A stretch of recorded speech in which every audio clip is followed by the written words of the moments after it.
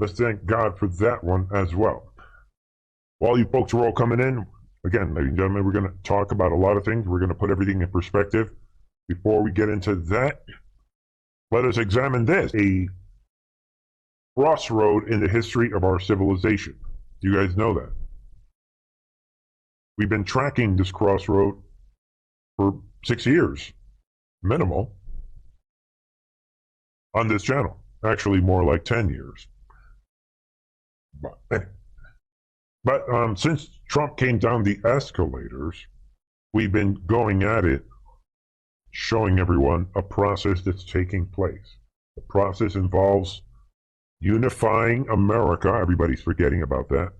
We are unifying America, and we are breaking down the old guard, the systematic destruction of the old guard. Everyone who didn't think it through, including some of us, including myself, years ago, we thought the way to achieve those two things would be to bum rush the enemy, start mass arrests, and executing everybody. But logically speaking, when you think it through logically, we realize, well, that would have permanently divided America. What are we going to do with all these Democrats? Should we just execute them all? That's not us. See, we would rather play ball with them. We would rather have dinner with them. We would rather take those Democrat, liberal family members and become one with them again. You know, we would rather serve them. We would rather be like Jesus. We would rather have a united country. So because of that, this gung-ho plan was put away, at least for now. And instead, we're walking through darkness so that people can see for themselves what is happening. And as we've been saying for the last several weeks, we see that record number of blacks, Hispanics, and others, I'm sure Asians they're seeing what's happening. And others from other parts of the world. Everybody wants to come here. They see what's happening. Reality, we know for sure that we are in a recession right now. They are bold-faced lying to everyone about the recession. They are lying to everyone about the economy. And this is above and beyond all the crimes that they've committed, starting with Afghanistan, the border, open borders, flying in hardcore criminals by the thousands, emptying out the prisons. This is above and beyond everything else they're doing. They are committing the crime of disinformation, real dangerous disinformation. This is what you call dangerous disinformation. We begin tonight with the dangerous disinformation. White House economic advisor says it's not right to talk about a recession because jobs report was promising. There it is. And I'm just going to throw this out. This Jared Bernstein is coming out with this liar. Said it was wrong to talk about a recession after Friday's job report came out. But the Bureau of Labor Statistics reported Friday that the unemployment rate, rose to 3.7% in October. So why is he celebrating? He's lying, people. And it is up from expectations. It would hold steady at 3.5%. The number of jobless Americans rose to 6.1 million. So everything that he's saying is a lie. And labor force participation declined by 0.1%. September, October, the United States did add 261,000 jobs. That's the fact that they added these jobs. Again, they're playing everybody on statistical anomalies. So, all right, because there's a lot to cover tonight. Yeah, these are probably the same people holding two jobs, get it? But the unemployment rate is skyrocketing, and the labor force is shrinking, and the joblessness has gone up. This is a problem, and the recession is rolling right along. So they're lying about the recession and the jobs and everything. And Biden, just some economic news before we get into the Civil War. There it is. Biden announces he's going to shut coal plants down across America during energy crisis. Think about it. He's going to do it. These are enemies of America, says General Motors committed to going all electric by 2035. Yeah, we all know that he meant 2035, and obviously he's demented, but just take a look at that. You think he would disguise it? And he's saying this before the election. So they are suspending the team is. And let's break this down. Supposedly because of his this is the key word right here.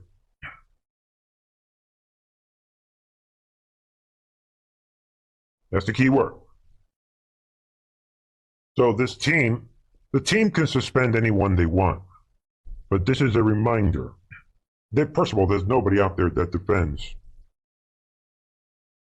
the Jews as much as I do. Why? First of all, read your Bible. I'm not even going to say anything else. Want to know why I say what I say about the Jews and the nation state of Israel? Argue with God's Bible.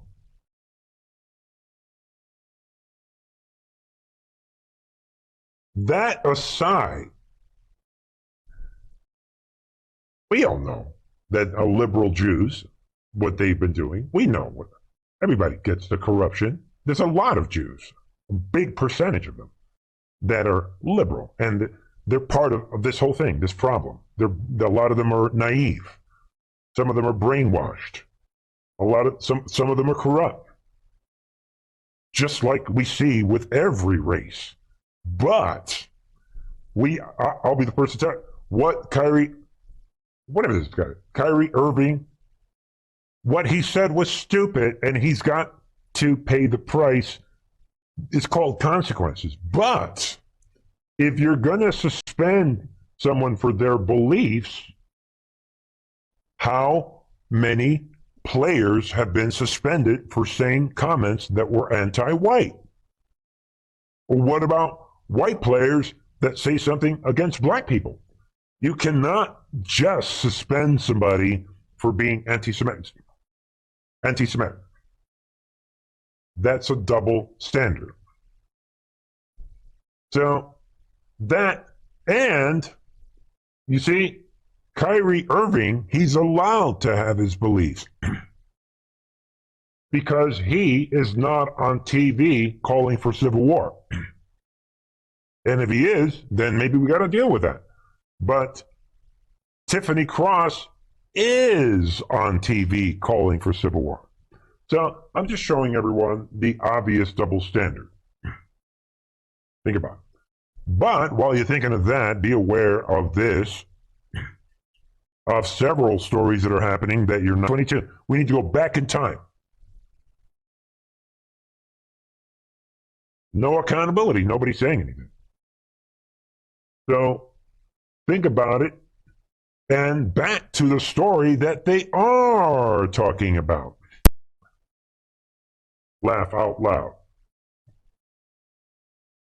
NBC reports Paul Pelosi told responding cops, quote, "Everything's good."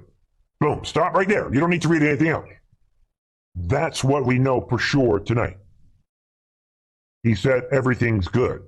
So we have final confirmation right there, 100% from NBC that Mr. DePape, whatever, is a checkmate. Stick to the truth. Do not give in. And again, never mind what I was going to say.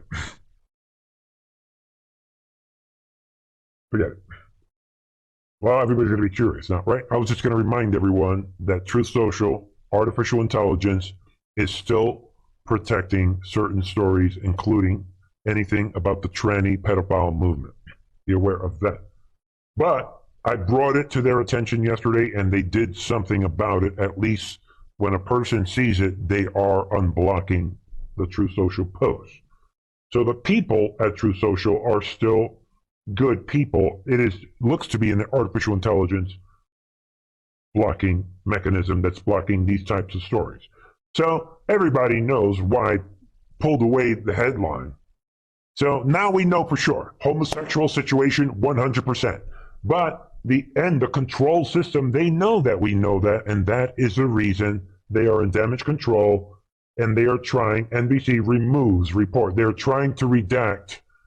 They're in damage control because the truth is out. And I'm going to say it right here on this channel. The fact that this story got out and now NBC is trying to retract it, like they're retracting everything that doesn't fit their narrative while they're hiding all the information, and they're handing this case to the feds so the feds can hide can't show you it's a federal investigation.